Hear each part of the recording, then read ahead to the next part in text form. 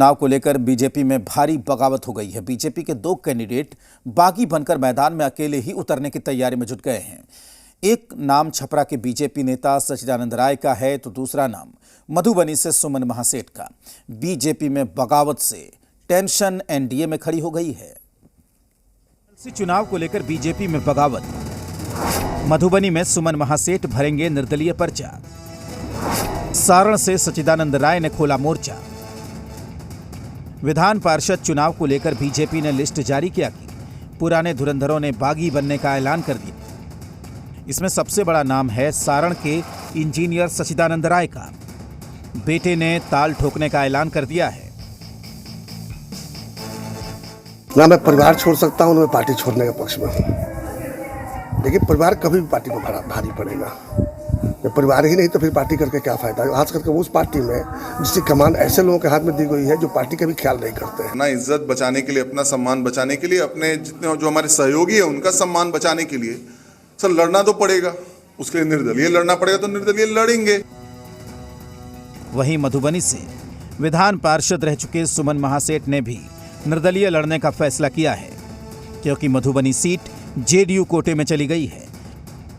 और ये बात सुमन महासेठ को रास नहीं आई। 15 मार्च को पर्चा भरने का ऐलान कर दिया।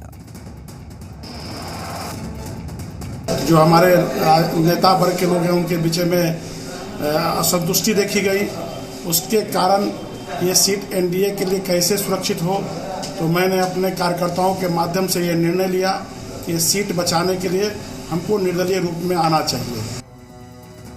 बीजेपी के दिग्गजों ने बगावत क्या की, एनडीए के पसीने छूट गए।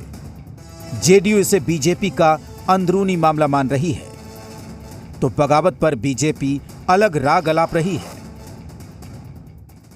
पार्टी में ये सब किसी को कटता है, किसी को मिलता है, सब कोई बड़ी बात नहीं है। और हमारे जो पार्टी के जमी के वर्कर हैं वो जो हैं पार्टी के साथ हैं। जनता दल यूनाइटेड की तरफ से पहले ही उम्मीदवारों की घोषणा हो चुकी है, भाजपा की तरफ से भी की जा चुकी है। अब अगर कहीं कोई मामला है, भारतीय जनता पार्टी का आंतरिक मामला है, उस पर हम लोगों की क्या प्रतिक्रिया हो सकती है। बीजेपी में बगावत का झंडा बुलंद हुआ तो मौका विपक्ष को मिल गया।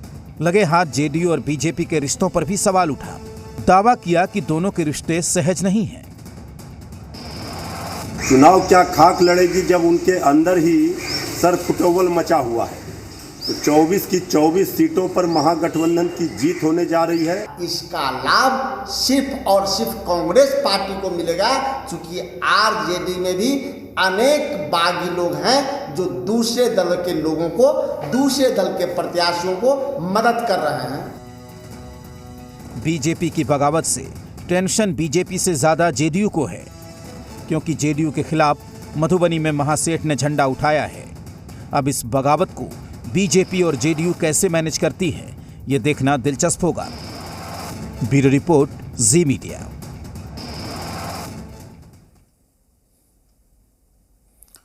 और वक्त एक ब्रेक का, जल्द लौटते हैं।